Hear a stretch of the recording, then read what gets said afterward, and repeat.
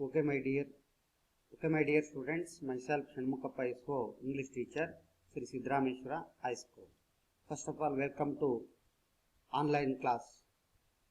My dear students, today we deal with the fourth lesson in 8th standard second language English, the boy who asked for more. The boy who asked for more. Written by Charles Dickens. So, in this poem, in this lesson, the boy is an orphan. When he born, his mother was died.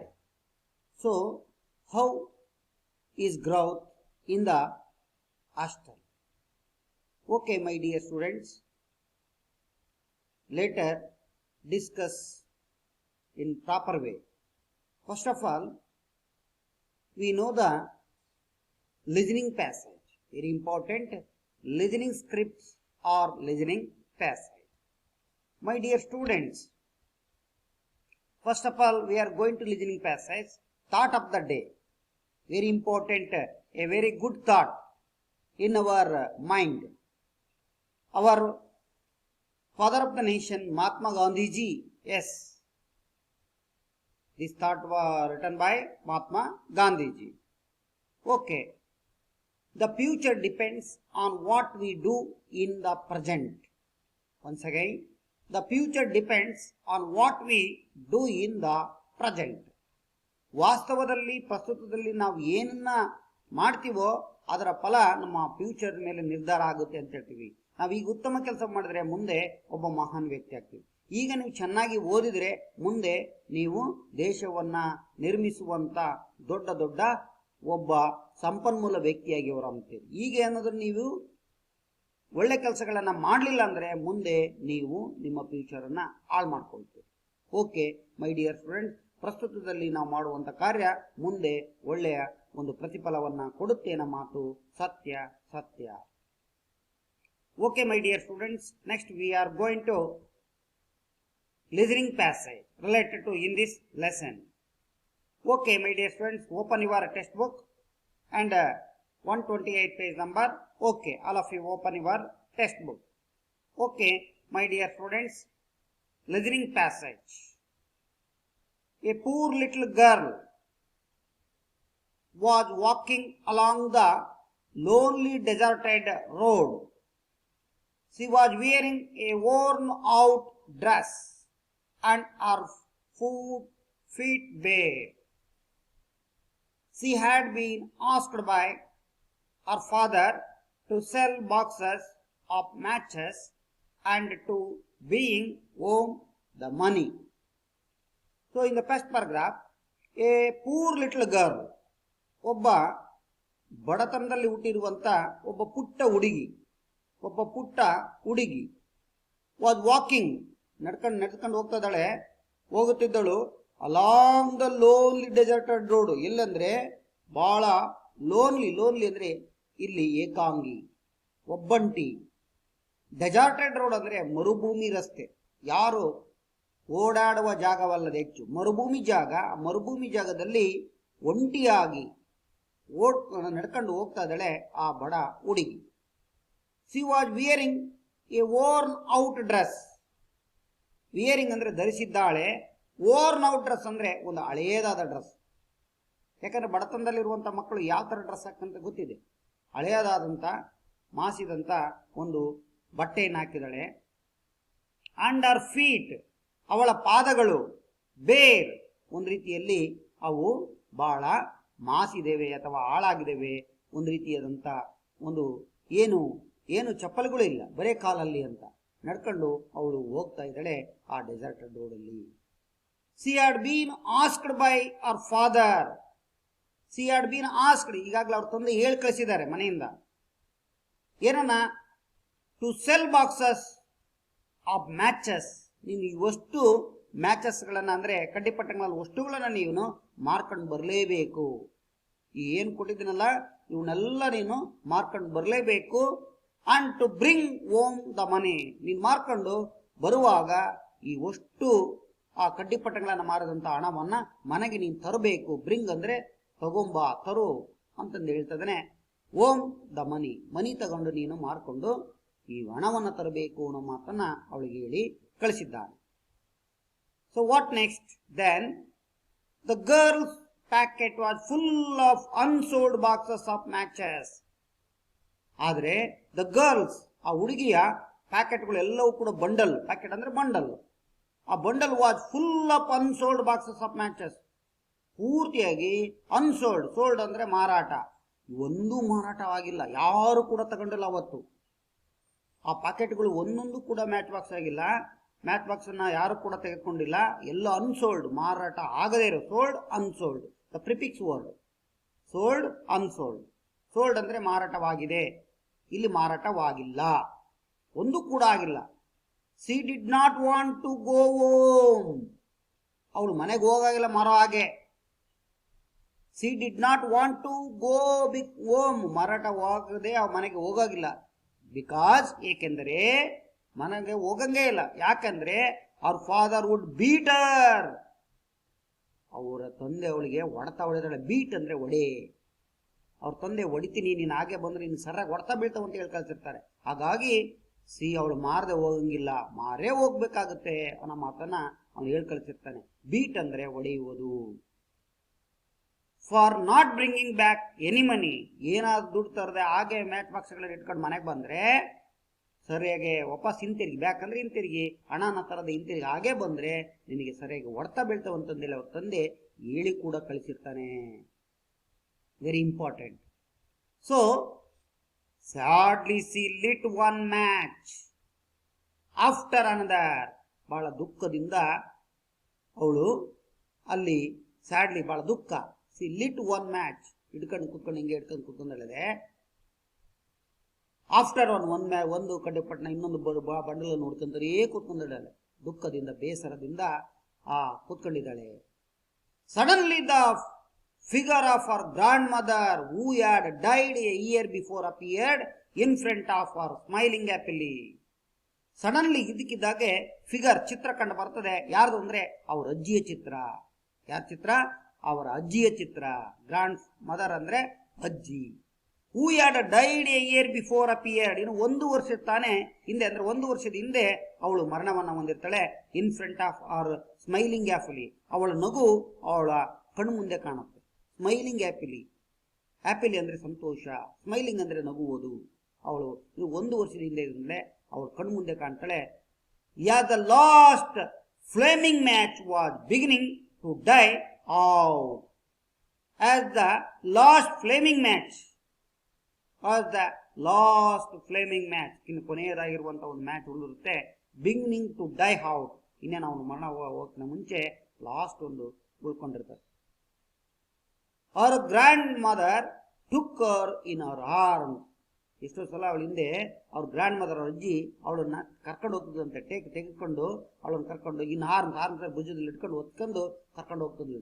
And carried her up to the heavens, ಒಂದ್ ರೀತಿ ಸ್ವರ್ಗಕ್ಕ ರೀತಿಯಲ್ಲಿ ಅವಳನ್ನ ಕರ್ಕೊಂಡು ಹೋಗ್ತಾ. ಅಂದ್ರೆ ಮೇಲೆಂಗೆ ಕುತ್ಕೊಂಡು ಲಾಲೆ ಮರಿ, ಜೋತು ಮರಿ ಮಾಡ್ತೀವಲ್ಲ, ಆಗ ಅವಳನ್ನ ಕರ್ಕೊಂಡು ಹೋಗ್ತಾ. ಒಂದ್ ರೀತಿ ಹೆವೆನ್ಸ್ ಅಂದ್ರೆ ಸ್ವರ್ಗದ ರೀತಿಯಲ್ಲಿ ಅವಳನ್ನು ಕರ್ಕೊಂಡು ಹೋಗ್ತಾ ಇದ್ಲಂತೆ. ಅವಳನ್ನ ಅಲ್ಲಿಂದ ಅಂದ್ರೆ ಮಾರಾಟ ಕೂಡ ಜೊತೆ ಕರ್ಕೊಂಡು ಹೋಗ್ತಾ ಇದ್ದಾನೆ. ನಾವು ಕೂಡ ನಮ್ಮ ತಂದೆ ಅಜ್ಜ ಜೊತೆಗೆ ಹೆಂಗೆ ಮಾರ್ಕೆಟಿಗೆ ಹೋಗ್ತೀವಲ್ಲ ಆ ರೀತಿ. The next morning the passers by found the frozen girl. ಮಾರದಿನ ನೋಡ್ತಾರೆ, ಆದ್ರೆ ಮಾರದಿನ ಆ ಎಲ್ಲ ಪಾಸರ್ಸ್ ಹೋಗುವಂತ ಜನಗಳು, ಆ ರಸ್ತೆಯಲ್ಲಿ ಹೋಗುವಂತ ಎಲ್ಲ ಜನರು ಬೈ ಫೌಂಡ್ ಗುರುತಿಸ್ತಾರೆ ದ ಫ್ರಾಜನ್ ಗರ್ಲ್. ಫ್ರಾಜನ್ ಅಂತಂದ್ರೆ ಎಪ್ಪುಗಟ್ಟಿದ. ಎಪ್ಪುಗಟ್ಟಿದಂದ್ರೆ ಒಂದ್ ರೀತಿ ಒಂದೇ ತರ ಇಂತ ಹೆಂಗಂದ್ರೆ lying in the ice with a pretty smile on her lips. ಅವ್ರ ತುಟಿಗಳ ಮೇಲೆ ಒಂದ್ ರೀತಿಯಲ್ಲಿ ಎಪ್ಪುಗಟ್ಟಿದೆ. ಅಂದ್ರೆ ಆ ಐಸ್ ಹೆಂಗೆ ಎಪ್ಪುಗಟ್ಟತಲ್ಲ ಮೇಲೆ ಆ ಬೆಳ್ಳಿಗೆ ಹೇಗೆ ಆ ರೀತಿ ಇಬ್ಬನಿಗೆ ಹೆಂಗೆ ಇರ್ತಲ್ಲ ಹಂಗೆ ಪ್ರಟಿ ಸ್ಮೈಲ್, ಒಂದ್ ರೀತಿಯಾದಂತ ಅವಳ ಸ್ಮೈಲು ಅಲ್ಲಿ ಕಂಡು ಬರ್ತಾ ಇದೆ ಆ ಒಂದು ರೀತಿಯಲ್ಲಿ. ಆರ್ ಬರ್ನ್ ಮ್ಯಾಚಸ್ ಲೇ ಸ್ಕ್ಯಾಟರ್ಡ್ ಆಲ್ ಅರೌಂಡ್ ಹರ್. ಆರ್ ಬರ್ನ್ ಮ್ಯಾಚಸ್ ಎಲ್ಲವೂ ಕೂಡ ಏನಾಗಿದ್ದೇವೆ, ಆ ಸುಟ್ಟು ಬರ್ನ್ ಮ್ಯಾಚಸ್ ಸುಡುವಂತ ಮ್ಯಾಚಸ್ ಎಲ್ಲ ಕೂಡ ಲೇ ಸ್ಕ್ಯಾಟರ್ಡ್, ಅಲ್ಲಿ ಒಂದು ರೀತಿಯಲ್ಲಿ ಚೆದರಿದ್ದೇವೆ. ಆಲ್ ಅರೌಂಡ್, ಅವಳು ಸುತ್ತಲೂ ಆ ಕಡೆ ಎಲ್ಲ ಚೆದರಿ ಬಿಟ್ಟಿದ್ದೇವೆ. ಅದು ನೋಡಿ ಅವಳು ನೋಡಿ ಅವರೆಲ್ಲ ಪಾಸರ್ಸ್ ಕೂಡ ನೋಡ್ತಾ ಇದ್ದಾರೆ. ಈ ರೀತಿಯಾದಂಥ ಒಂದು ಸ್ಥಿತಿ ಅವಳದಾಗಿದೆ. ಅಂದರೆ ಅಷ್ಟು ಒಂದು ಬಹಳ ಒಂದು ದುರ್ದೈವದ ಸ್ಥಿತಿ ಅವಳದಾಗಿದೆ. ಹಾಗೆ ಹೋದರೆ ಅಷ್ಟೊಂದೇ ಅವಳಿಗೆ ವ್ರತ ಕೂಡ ಒಡಿತಾನೆ ಅನ್ನೋ ದೃಷ್ಟಿಕೋನದಿಂದ ಇಲ್ಲಿ ನಾವು ನೋಡ್ತಾ ಇದ್ದೀವಿ. Okay my dear students, very important. Where was the girl at the beginning of the story?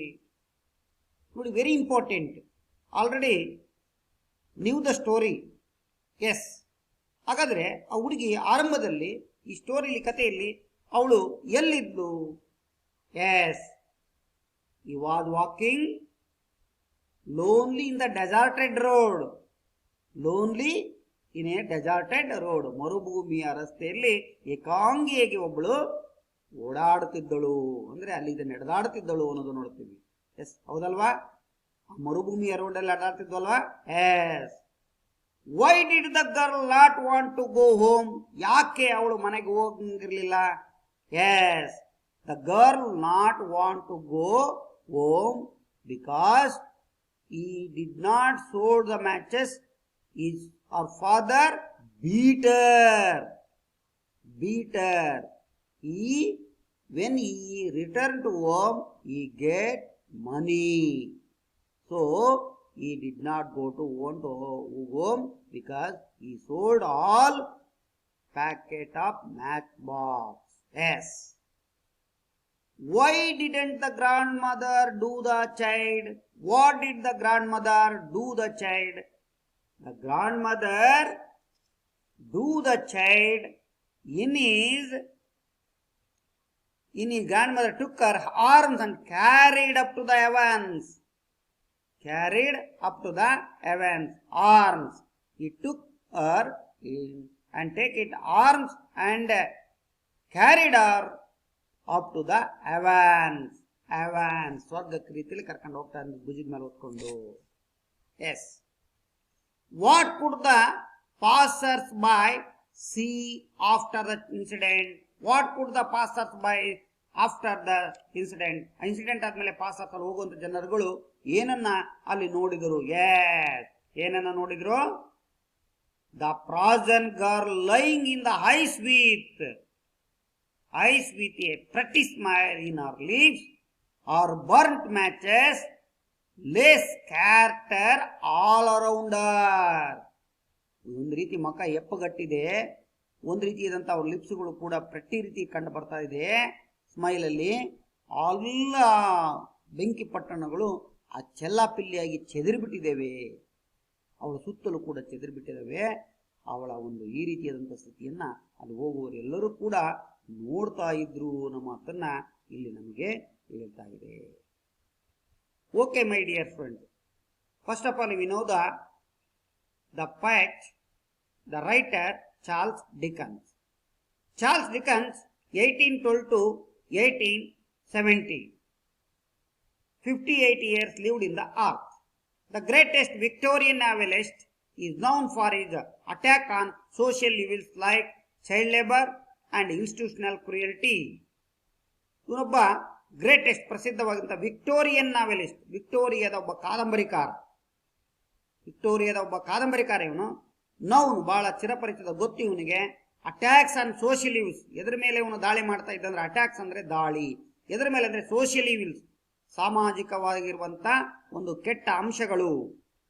Like child labour, ಅದರಲ್ಲಿ ಸಾಮಾಜಿಕವಾಗಿರುವಂತಹ ಕೆಟ್ಟ ಅಂಶಗಳು ಯಾವಂದ್ರೆ ಚೈಲ್ಡ್ ಲೇಬರ್, ಬಾಲಕಾರ್ಮಿಕ ಪದ್ಧತಿ.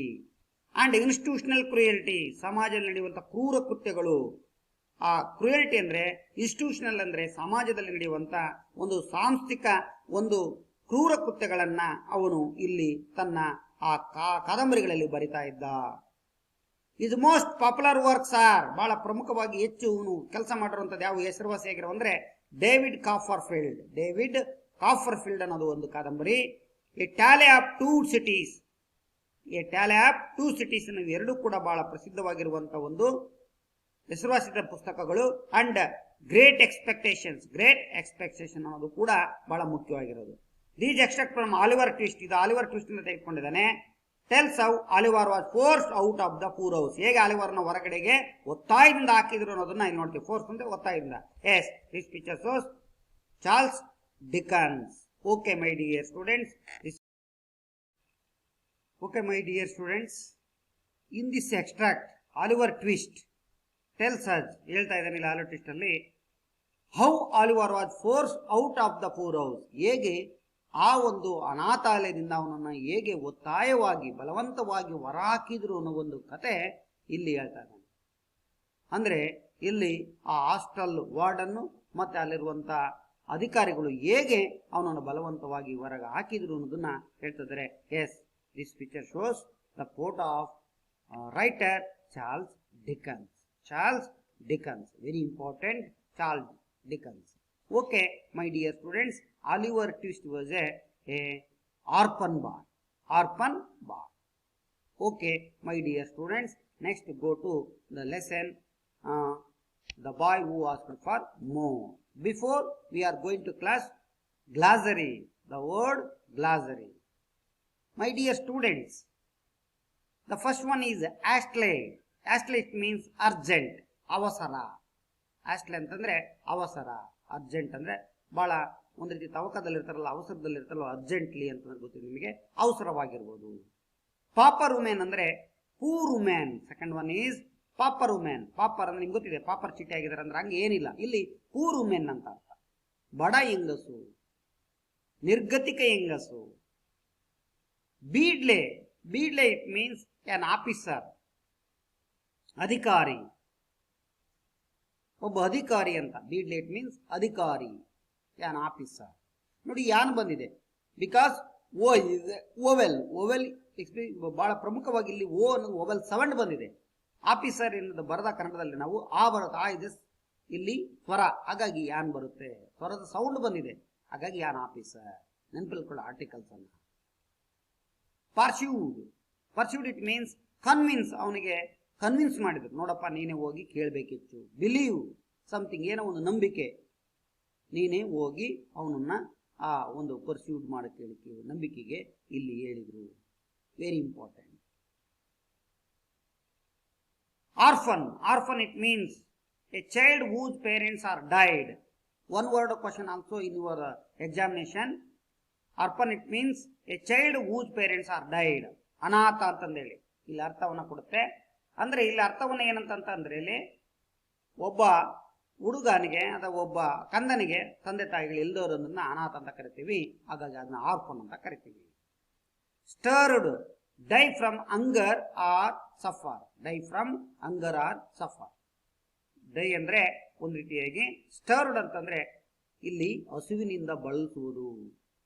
ಡೈ ಫ್ರಮ್ ಹಂಗರ್ ಅಂದ್ರೆ ಹಸುವಿನಿಂದ ಅವರನ್ನು ಸಾಯಿಸೋದು. ಆರ್ ಸಫರ್ ಅಂದ್ರೆ ಒಂದು ರೀತಿ ಯಾತನೆ, ದುಃಖವನ್ನ ಇರುವಂಥದ್ದು ನಮ್ಮ ಮಾತನ್ನ ಇಲ್ಲಿ. ಅಂದ್ರೆ die from hunger or suffer ಅಂದ್ರೆ ಯಾತನೆಯನ್ನ ಅನುಭವಿಸ್ತಾ ಇದ್ದ, ಯಾವ ರೀತಿಯಾಗಿ ಊಟ ಇಲ್ಲದೆ. Okay, go to next slide. First of all, we know the reading skill. Yes, first of all I am reading skill. All of you open our textbook in your right hand pencil here. Okay, okay my dear students. The boy who asked for more, written by Charles Dickens. Oliver was born in the poor house of a little country town on a cold black night in the winter of 1837. The birth was attended by a doctor who was astly called for the purpose, and by an old pauper woman who was experienced in such matters. The mother died almost as soon as the baby took his first breath. She was a young, good-looking woman who had been found lying in the street. It was clear that she had walked some distance before she died. Her shoes had been torn to pieces, where she had some from or where she had been going nobody knew. Next paragraph. The baby cried loudly. If she could have known that he was now an orphan of a poor house. It is likely that he would have cried still louder. They called him Oliver Twist, a name invented by Mr. Bumble. Mr. Bumble. The town Beadley. The town Beadley. Because he could not think of any other. Because he could not think of any other. Mr. Bumble, he had full authority over the people of the poor house. He thought himself a very great man indeed. He stirred and ill-treated the children under his care. Oliver's 9th birthday found him a Palestine child who had hardly known a kind word or met with a kindly look. His only friends were his little companions in misery, but in the end they brought him trouble. They pursued him to ask for more. Ask for more.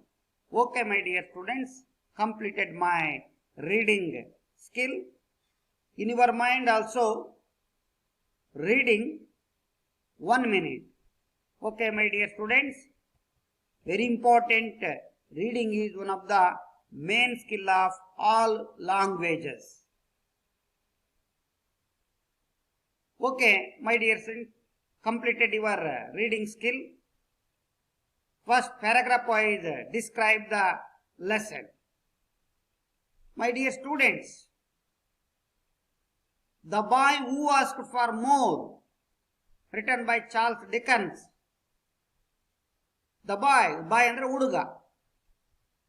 Who asked for more, ಯಾವ ಹುಡುಗ ಹೆಚ್ಚು ಕೇಳಿದ್ದು ಅಂತ ಅರ್ಥ ಇಲ್ಲಿ. ಯಾವ ಹುಡುಗ ಹೆಚ್ಚು ಕೇಳಿದ್ದು ಅಂತ. ಇದನ್ನು ಬರೆದವರು ಚಾರ್ಲ್ಸ್ ಡಿಕನ್ಸ್ ಅನ್ನುವರು. ನೋಡೋಣ ಏನೇನು ಕೇಳ್ತಾನೆ, ಏನೇನಿದೆ ಇದರಲ್ಲಿ ಅರ್ಥವನ್ನ ನೋಡೋಣ. Oliver was born in the poor house of a little country town on a cold black night in the winter of 1837. Oliver was born. Oliver ಹುಟ್ಟಿದ in the poor house, ಒಂದು ಬಡ ಕುಟುಂಬ ಅಥವಾ ಒಂದು ಬಡತನದಲ್ಲಿ, ಒಂದು ಬಡತನದ ಮನೆಯಲ್ಲಿ.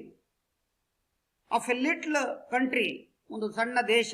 ಆ ಸಣ್ಣ ದೇಶದ ಒಂದು ಬಡತನದಿರುವಂಥ ಮನೆಯಲ್ಲಿ ಅವನು ಹುಡ್ತಾನೆ.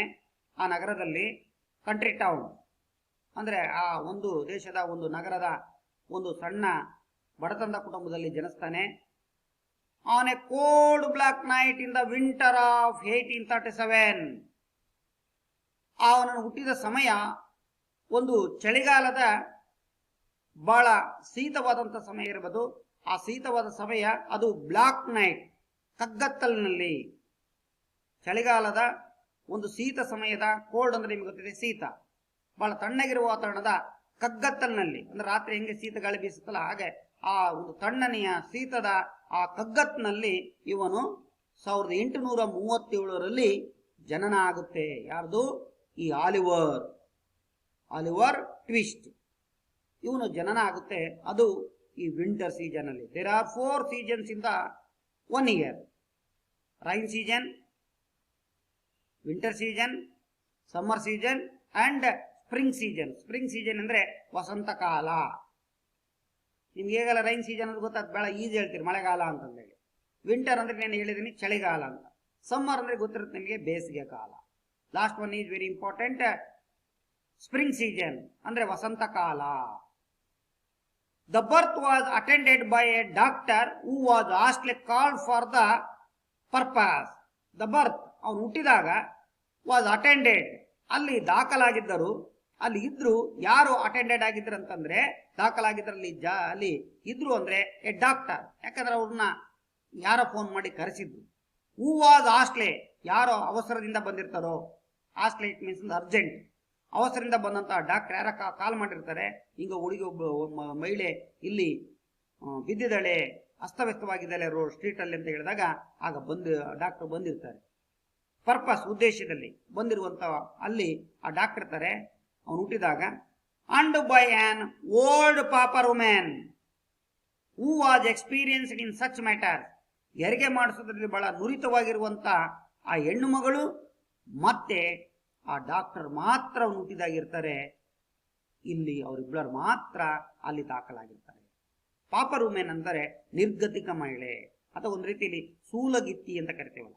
ಹಿಂದೆ ಎಲ್ಲ ಊರುಗಳಲ್ಲಿ ಹೇಗೆ ಆ ಗರ್ಭಿಣಿಯರನ್ನ ಹೇಗೆ ಆ ರೀತಿಯಾಗಿ ಅವರನ್ನ ಆ ಒಂದು ಸೂಲಗಿತ್ತಿಯರ ನೋಡಿಕೊಂಡು ಅವರಿಗೆ ಆ ಮಗು ಹೇಗೆ ಆಗೋದನ್ನ ಪ್ರಸ್ತುತಿಯನ್ನ ಮಾಡಿಸಿದ್ರಲ್ಲ, ಆ ಕೆಲಸವನ್ನು ಅವ್ರು ಮಾಡ್ತಾ ಇದ್ರು. ಅವರಿಗೆ ನಾವು ಸೂಲಗಿತ್ತಿಯರು ಅಂತ ಕರಿತಿದ್ವಿ. ಹಾಗೂ ಕೂಡ ಇಲ್ಲಿ ಕೂಡ ನಾವು ಈ ಪಾಪರ್ ವುಮೆನ್ಗೆ ನಾವು ಆ ರೀತಿಯಲ್ಲಿ ಹೇಳಬಹುದು. ಬಹಳ ನುರಿತ, ಎಕ್ಸ್ಪೀರಿಯನ್ಸ್ ಅಂದ್ರೆ ಅನುಭವವುಳ್ಳ, ನುರಿತ.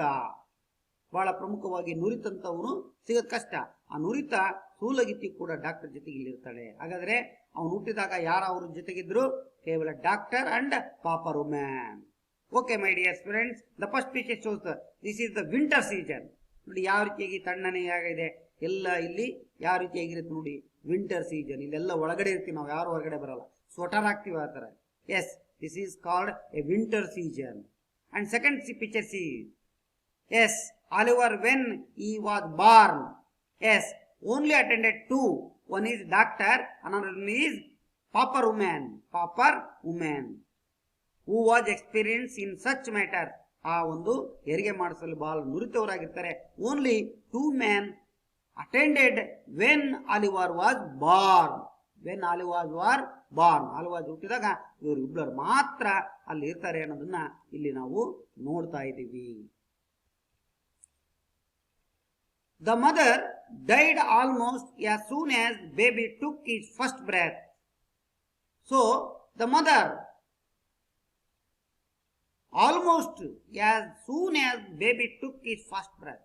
ನೋಡಿ, ಇನ್ನೇನು ಮಗು ಹುಟ್ಟಿದ ಮೊದಲ ಉಸಿರಾಟ, ಬ್ರೆತ್ ಅಂದ್ರೆ ಉಸಿರಾಟ, ಇನ್ನೇನು ಮೊದಲ ಉಸಿರಾಟವನ್ನು ಹಿಂಗೆ ತೆಗೆದುಕೊಳ್ಬೇಕು.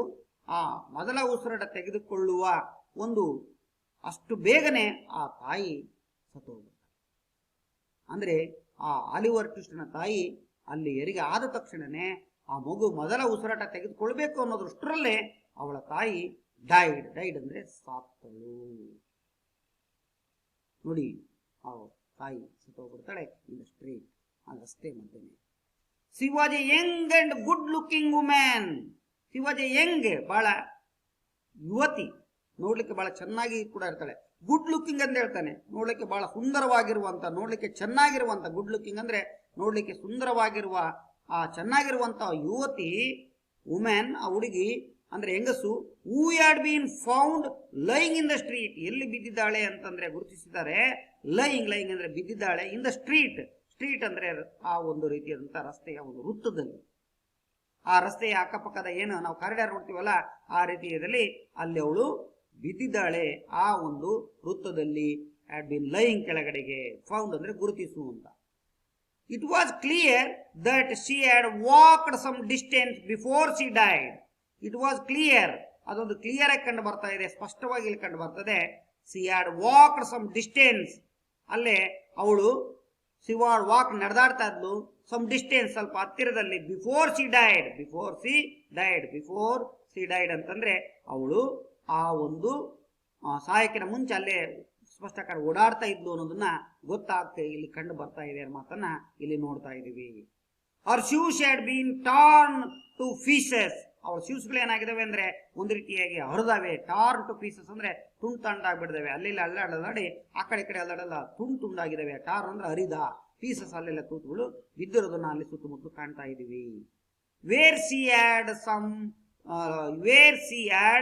Some from or where she had been going nobody knew. ಅವಳು ಎಲ್ಲಿಂದ ಬಂದಿದ್ದಳು, ಎಲ್ಲಿಗೆ ಹೋಗುತ್ತಿದ್ದಳು ಅನ್ನೋದು ಇಲ್ಲಿ ಗೊತ್ತಿಲ್ಲ. ಯಾಕಂದ್ರೆ ಯಾರಿಗೆ ಗೊತ್ತಿಲ್ಲ, ಬಂದು ಅನಾಥ. Where she had come from, ಎಲ್ಲಿಂದ ಬಂದಳು. Or where she had been going, ಎಲ್ಲಿಗೆ ಹೋಗುತ್ತಿದ್ದಳು. ನೋಬಡಿ ನ್ಯೂ, ಯಾರಿಗೂ ಕೂಡ ಇಲ್ಲಿ ತಿಳಿದಿಲ್ಲ. ನೀವು ಅಂದ್ರೆ ತಿಳಿದಿಲ್ಲ, ಯಾರಿಗೂ ಕೂಡ ಗೊತ್ತಿಲ್ಲ. ಯಾಕಂದ್ರೆ ಅವಳು ಆ ಸಿಟಿಗೆ ಹೊಸಬ್ಳು, ಯಾರಿಗೆ ಗೊತ್ತಿಲ್ಲ. ಸಿಟಿಯಲ್ಲಿ ಕೂಡ ಅಕ್ಕಪಕ್ಕದವ್ರ ಮನೆಗೆ ಗೊತ್ತಾಗೋದಿಲ್ಲ. ಅದು ಹಳ್ಳಿಯಲ್ಲಿ ಆಗಲ್ಲ. ಯಾರಂತಂದೇಳಿ ಅವರಿಗೆ ಸ್ವಲ್ಪ ಕರುಣೆ ಇರುತ್ತೆ, ಅದು ಗುರುತಿಸ್ತಾರೆ. Yes, this picture shows the lady is fell down to earth in the street. Yes, But no one, this picture shows no one, nobody knew. Okay, next paragraph. The baby cried loudly. ಆ ಹುಟ್ಟಿದಂಥ ಮಗು Oliver cried loudly, ಜೋರಾಗಿ ಹೇಳುತ್ತೆ. ಹುಟ್ಟಿದ ಮಗು ಯಾವಾಗ ಹೇಳುತ್ತಲ್ಲ ಹಂಗೆ ಜೋರಾಗಿ, loudly ಅಂದರೆ ಜೋರಾಗಿ ಆ ಮಗು ಅಳ್ತಾ ಇರುತ್ತೆ. If he could have known that he was now an orphan of a poor house. If could ಸಾಧ್ಯತೆ ಇದೆ, ಕುಡ್ ಹ್ಯಾವ್ known ನಮಗೆ ತಿಳಿದಿರುವ ಹಾಗೆ, ಗೊತ್ತಿರುವ ಹಾಗೆ, ದಟ್ he was now, ಈಗೇನಾಗಿದೆ ಅಂದರೆ ಹುಡುಗ ಅನಾಥವಾಗಿದೆ. an orphan, orphan it means ಅಂದ್ರೆ ಅನಾಥ. no parents, he was, her parents are died, of a poor house, poor house ಅಂದ್ರೆ ಅನಾಥಾಲಯ. ಆ ಒಂದು ವಸತಿ ನಿಲಯದ ಆ ಹಾಸ್ಟೆಲಿನ ಒಬ್ಬ ಅನಾಥನಾಗಿ ಅವನು ಹೊರಹೊಮ್ಮುತ್ತಾನೆ. ಇಟ್ ಈಸ್ ಲೈಕ್ಲಿ ದಟ್ ಈ could have cried still louder. It is likely, ಒಂದು ರೀತಿ ಈಗ ಅದೇ ರೀತಿಯಾಗಿ ಅದು ಒಂದು ರೀತಿಯಾಗಿ ವುಡ್ ಹ್ಯಾವ್ ಕ್ರೈಡ್, ಅದು ಅಳ್ತಾ ಇರುತ್ತೆ. ಸ್ಟಿಲ್ ಲೌಡರ್, ಈಗಲೂ ಕೂಡ ಅದು ಏನು ಹೇಳ್ತಾ ಇದೆ, ಜೋರಾಗಿ ಹೇಳ್ತಾ ಇದೆ. ಯಾಕಂದ್ರೆ ಅಮ್ಮ ಸತ್ತೋಗ್ತಾಳೆ, ಹಾಗಾಗಿ ಆ ಸಣ್ಣ ಪುಟ್ಟ ಕೂಸು ಅದು ಇನ್ನೂ ಕೂಡ ಜೋರಾಗಿ ಒಂದು ರೀತಿಯಾಗಿ ಅಳ್ತಾ ಇದೆ ಆ ಒಂದು ಮಗು.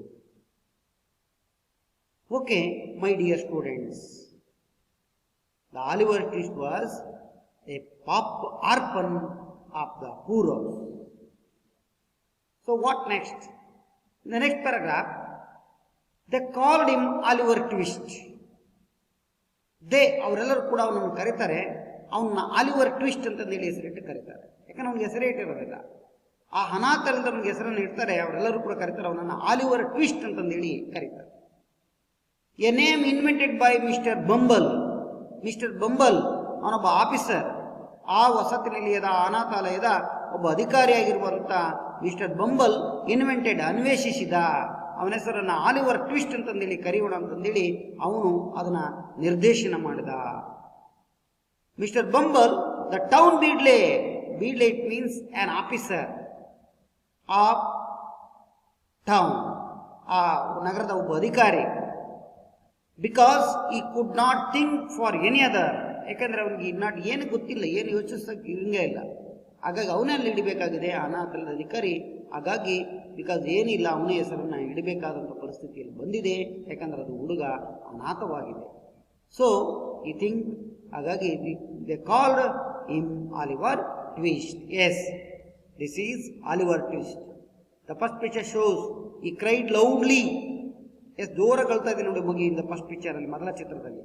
S, he was Mr Bumble the town beadle, ಒಬ್ಬ ಅಧಿಕಾರಿ, ಎರಡನೇದಂತೂ ಒಬ್ಬ ಅಧಿಕಾರಿ, ಆ ಟೌನ್ ಬೀಡ್ಲೆ, ಆ ಅನಾಥಾಲಯದ ಒಬ್ಬ ಅಧಿಕಾರಿ. Okay, what next? In the next paragraph, Mr Bumble had full authority over the people of the poor house. Mr Bumble had full authority, ಇಡೀ ಆ ವಸತಿ ನಿಲಯದ ಪೂರ್ಣ ಅಧಿಕಾರ ಅವನಿಗೆ ಇತ್ತು. Over the people of poor house, ಅದರಲ್ಲಿರುವಂಥ ಅನಾಥಾಲಯದಲ್ಲಿರುವಂಥ ಆ ವಸತಿ ನಿಲಯದಲ್ಲಿರುವಂಥ ಎಲ್ಲ ಜನರ ಮೇಲೆ ಪೂರ್ಣವಾದ ಹಿಡಿತ, ಯಾರಂತ ಅಥಾರಿಟಿ ಅಂದರೆ ಹಿಡಿತ, ಅಧಿಕಾರ ಅವನ ಜೊತೆಗಿತ್ತು, ಅಂದರೆ ಅವನು ಅಧಿಕಾರಿ. ಹಾಗಾಗಿ ಅವನಿಗೆ ಅದು ಪ್ರಭುತ್ವ ಮೇಲೆ ಅದರ ಮೇಲೆ ಇರುತ್ತೆ ಅನ್ನೋದನ್ನು ನೀವು ನೆನಪಲ್ಲಿ ಕೊಡ್ರಿ. ಆ ಬೊಂಬಲ್ಲು ಅವನು ಹೆಸರನ್ನು ಅಲ್ಲಿ ಇಡ್ತಾನೆ. He thought himself a very great man indeed. He thought himself, ಅವನೊಳಗೆ ಅವನು ಅಂದ್ಕೊಂಡಿರ್ತಾನೆ, ಯೋಚಿಸಿದ್ದ. ಈ ಥಾಟ್ ಹಿಮ್ಸೆಲ್ಫ್, ಅವನೊಳಗೆ ಅವನು ಯೋಚಿಸಿದ್ದ, a very great man indeed.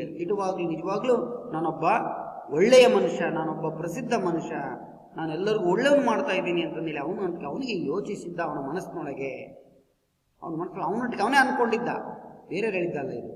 Indeed ಅಂದರೆ ದಿಟ, ಸತ್ಯ, ವಾಸ್ತವ. So he stirred and ill-treated the children under his care. Very important. He stirred and ill-treated the children under his care.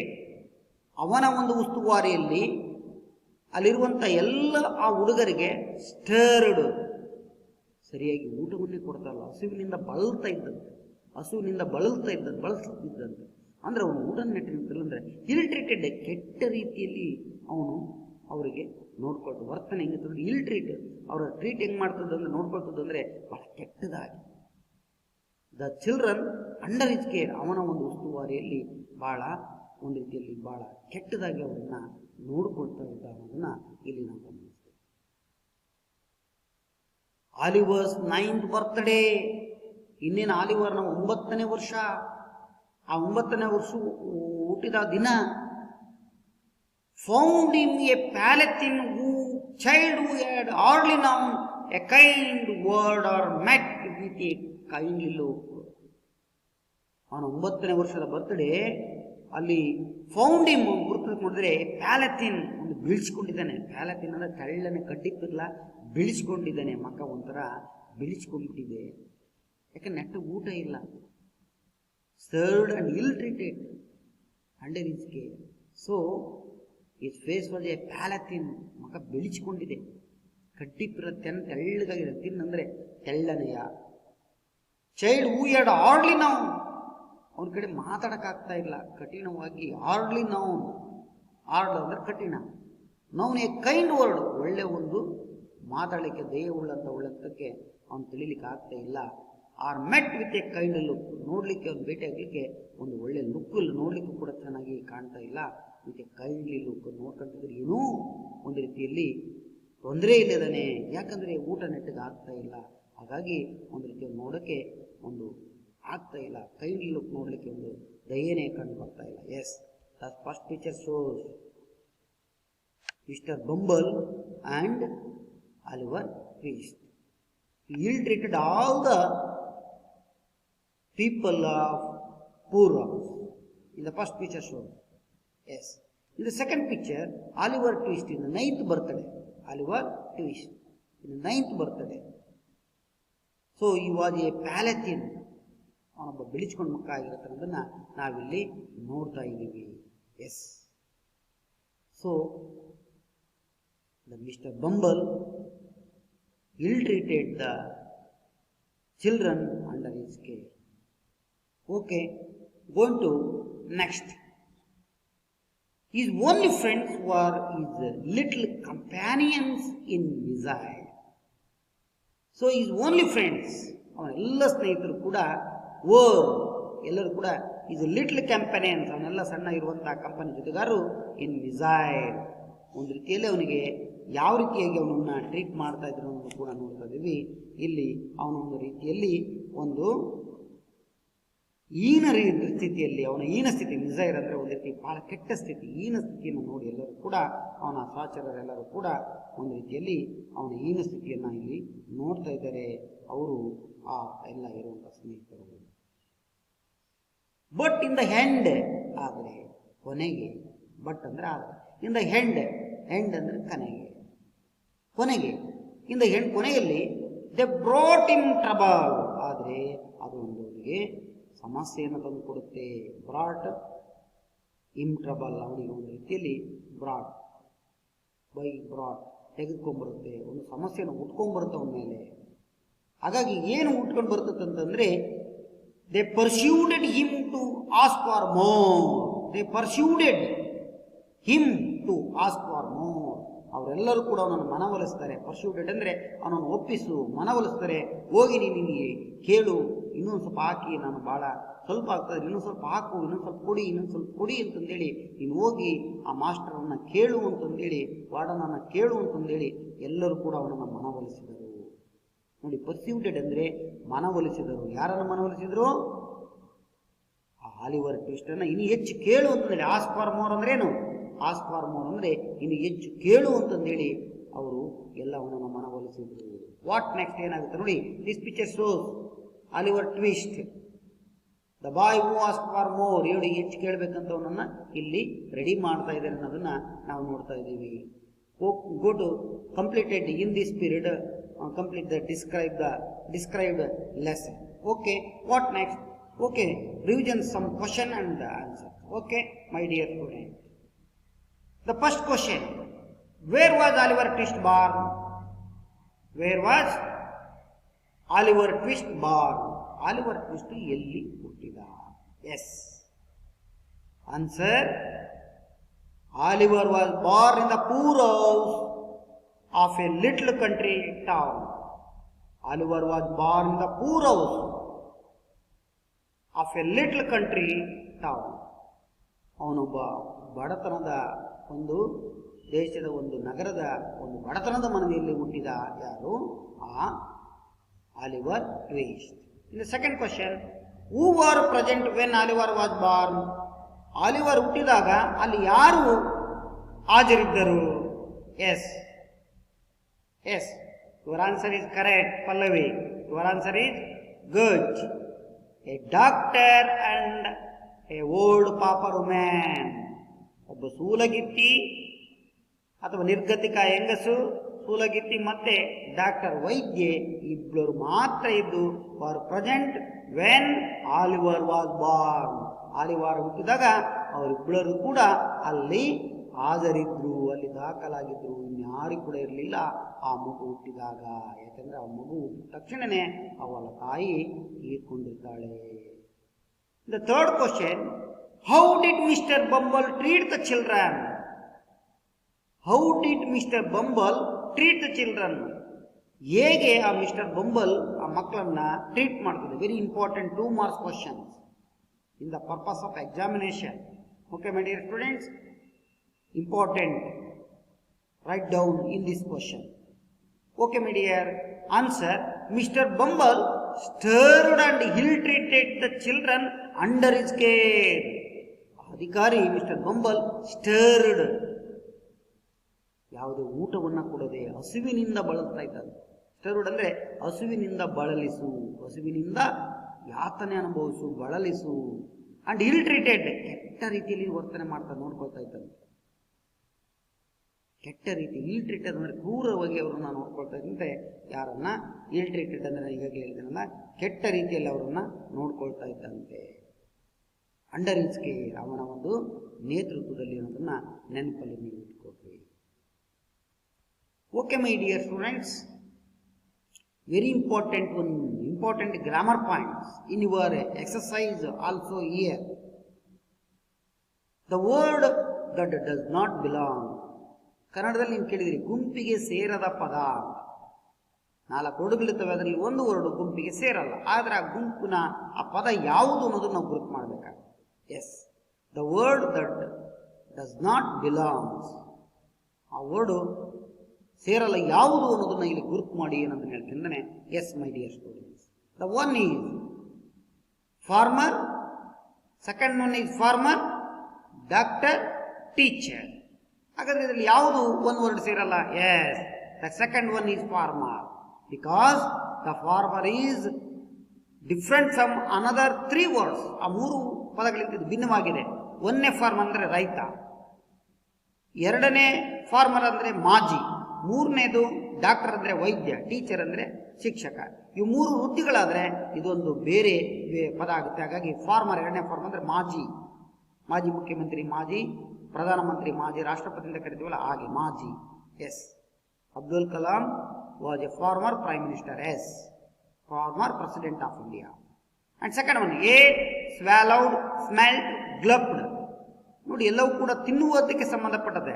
ಸ್ಮೆಲ್ಟ್ ಅಂದರೆ ಆ ವಾಸನೆಗೆ ಸಂಬಂಧಪಡುತ್ತೆ. ಇವೆಲ್ಲ ತಿನ್ನುವ ಸಂಬಂಧಪಟ್ಟಂದ್ರೆ ಆ ಸ್ಮೆಲ್ಟ್ ಅನ್ನೋದು ವಾಸನೆಗೆ ಸಂಬಂಧಪಟ್ಟಿದೆ.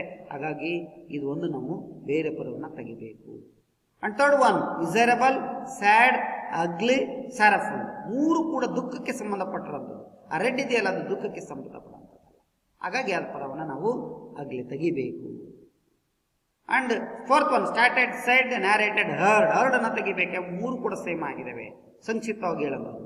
Fifth one quick, hastily, rudely, immediately. ಇಲ್ಲಿ ರುಡ್ಲೆ ತೆಗಿಬೇಕು. ಎಲ್ಲವೂ ಕೂಡ ವೇಗವಾಗಿ ಹೋಗುವಂಥದ್ದು, ತಕ್ಷಣ ಇರುವಂತಹ ಸೂಚನೆಗಳು.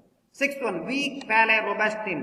ಎಲ್ಲವೂ ತೆಳ್ಳನೆಯ, ಪ್ಯಾಲೆ ಬಹಳ ವೀಕ್ ಆಗಿದೆ ಅಂತ ತೋರಿಸ್ತೇವೆ. ರೊಬೆಸ್ಟ್ ಅನ್ನೋದು ಬೇರೆ ಅರ್ಥವನ್ನು ಕೊಡುತ್ತೆ. ರೊಬೆಸ್ಟ್ ಅನ್ನ ತೆಗಿಬೇಕು. Okay my dear friends, very important home assignment.